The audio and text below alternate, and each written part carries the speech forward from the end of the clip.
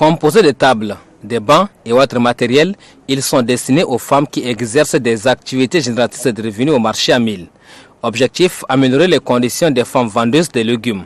C'est un don des membres de l'association des femmes commerçantes et chefs d'entreprise du Tchad à l'occasion de la célébration de la Semaine nationale de la femme tchadienne et de la Journée internationale de la femme édition 2019. L'AFSED a choisi pendant la Semaine de la femme pour venir donner sa modeste contribution à nos membres. Et c'est une façon de sensibiliser les femmes, plus jamais d'aliments par terre. Ce geste modeste est salué à sa juste valeur par le maire deuxième adjoint de la ville de N'Djamena, Madame Esther Weibogo. Je suis très impressionnée par ce geste. Ce geste a été déjà fait dans le marché central à l'égard du vendeur de légumes. Et aujourd'hui, c'est le tour du marché à Mil. La deuxième autorité municipale de la ville de N'Djamena, Esther Weibogo, invite les femmes à assainir régulièrement leur environnement et à mieux optimiser ces matériels afin d'offrir aux clients des services de bonne qualité. À 4 jours de la célébration de la Journée internationale de la femme, les femmes de l'Assemblée nationale se sont donné rendez-vous ce jour pour les festivités marquant cet événement. Une occasion qui permettra aux femmes de réfléchir sur les actions, à ce jour notamment des actions sur des thématiques diverses, d'où une conférence débat sur le thème le renforcement des capacités des femmes en matière de leadership est prévue. Cette conférence débat sur le leadership vient en point nommé à l'ère de la 4e République, où la femme est considérée comme le flambeau du développement durable. Les femmes à l'Assemblée nationale voudraient également être à l'occasion le regret de cette femme de la 4e République qui brille sur tous les chantiers. Officiant la cérémonie, le 3e vice-président de l'Assemblée nationale a fait comprendre les efforts que doivent fournir les femmes pour relever les défis. C'est par l'éducation et la formation professionnelle que l'amélioration de la condition féminine se fera pour atteindre l'égalité des droits et des chances aux filles et garçons dans tous les secteurs de la vie sociale. Durant cette célébration, de diverses manifestations socio-culturelles, telles que les conférences débats, des journées de sensibilisation et des organisations de matchs amicaux sont prévues. Face au public, un panel constitué de femmes topographes, géographes, ingénieurs et maquettistes. Dans leur exposé, elles expliquent de long à large à l'assistance le rôle de la femme dans l'aménagement du territoire, le développement de l'habitat et de l'urbanisme.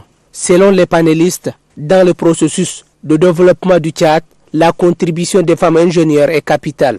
Et les conférencières d'ajouter, offrir un bon cadre de vie et transformer les villes en cités modernes restent des défis auxquels les femmes ingénieurs, topographes et maquettistes doivent relever à l'ère de la 4e République. La technique et la science ont besoin de la femme. Et il est clair que la femme douée pour les métiers techniques et scientifiques aurait tout intérêt à s'engager dans ces professions dans lesquelles elles peuvent parfaitement s'épanouir. Nous sommes dans un domaine technique et je pense que nous avons prouvé que la femme peut faire ce que l'on fait. Dans les échanges, un vibrant hommage est rendu aux femmes dynamiques qui excellent dans l'urbanisation des villes et villages. Une mention spéciale a été faite à l'endroit de Ashta Mustafa Mouta, une première femme maquettiste du Tchad. La jeune a en main la maquette d'un quartier de la ville de N'Djamena dans le cadre du Tchad que nous voulons à l'horizon 2030. Le renforcement des capacités des femmes pour leur participation au processus de développement du pays. C'est autour de ce thème que les femmes de la commune du 4e arrondissement se sont retrouvées. Pour la conférencière Koïse Ramadan Karifina, le rôle de la femme est multiple. Elle est la principale actrice dans la vie. Sur le plan agricole, celle-ci joue un rôle important. Car selon elle, 89% de la fabrication des produits et boissons alimentaires sont exercées par les femmes. Raison pour laquelle cette dernière doit être renforcée techniquement, matériellement et financièrement afin de s'épanouir dans son travail. Renforcer les capacités d'une femme, c'est renforcer les capacités d'une nation, souligne Koïse Ramadan Karifina à l'assistance. Les échanges entre les femmes de la commune du 10e arrondissement et les conférencières ont porté sur le thème le renforcement des capacités des femmes dans le processus de développement du pays. Les femmes de cette commune ont été édifiées sur leurs droits et devoirs, les défis qui les attendent et les opportunités qui leur sont offertes par la nouvelle loi constitutionnelle. Pour les conférencières, il est temps que les femmes prennent leur destin en main. Nous les femmes, nous devons être dans les sphères de prise de décision, comme dans les sphères économiques, comme dans toutes les sphères du pays. Quant au maire de la commune du 10e arrondissement, Ahmad Fati Douga, les femmes doivent s'affirmer au vu des avantages que leur offre la 4e République. On a l'habitude de dire que la femme c'est la moitié de l'homme. Maintenant, la femme c'est l'équivalent de l'homme même, n'est-ce pas? Désormais édifiées sur leur rôle, les femmes de la commune du 10e arrondissement ont pris l'engagement de participer activement au processus de développement de leur communauté.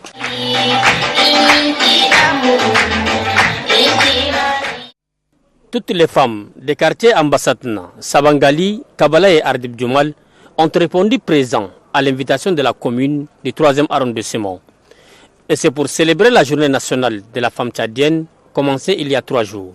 Vu l'importance de cet événement, la commune a donné des directives pour que la fête soit belle dans cet arrondissement, cité de l'Ami Fortin.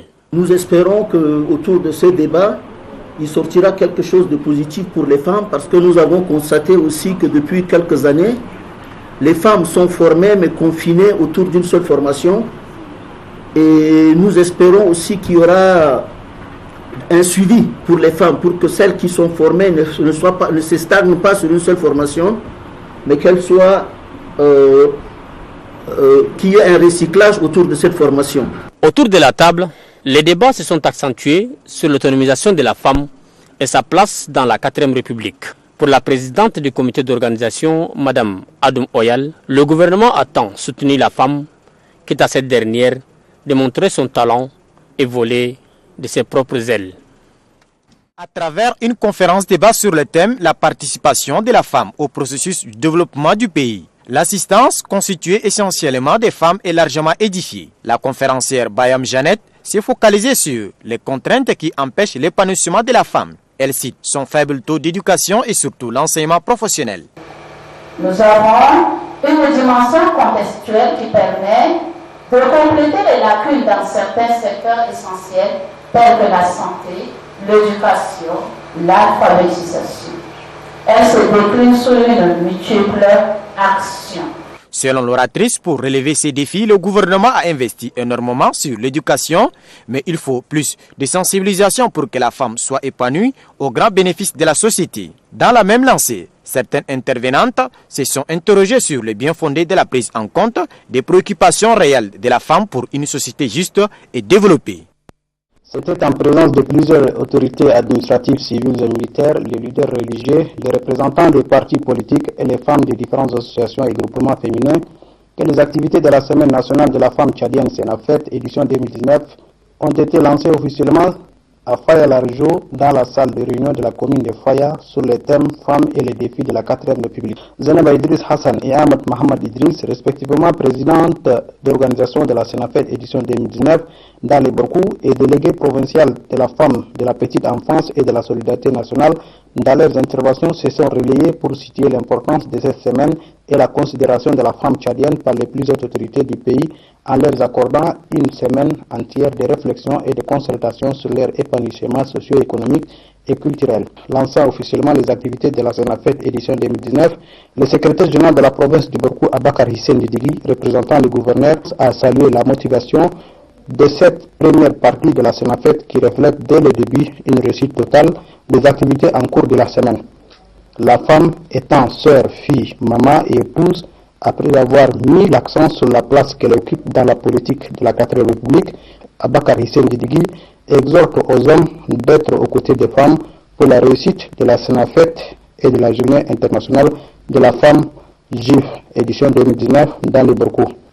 La cérémonie a pris fin dans une totale satisfaction par une à Doba. À travers cette mobilisation, La jeune féminine donne un éclat particulier au lancement des activités de la Semaine nationale de la femme tchadienne.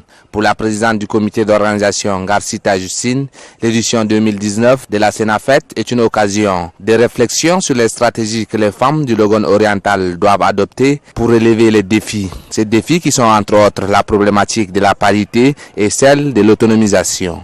Le gouverneur de la dite province relève quant à lui que l'épanouissement de la femme est l'une des préoccupations principales du gouvernement. La 4e République consacre une place prépondérante à la femme et qui se renforce au point de vue institutionnel. Ce nouveau chapitre de transformation profonde est bien entamé dans la 4e République, traduit une vision volontaire manifeste et celle de son Excellence, Monsieur le Président de la République, chef de l'État Idriss Déby Itno. Les conférences, débats, les activités socio-éducatives, puis culturelles et sportives sont au rendez-vous de la Senafet dans le chef-lieu de la province du Logone oriental.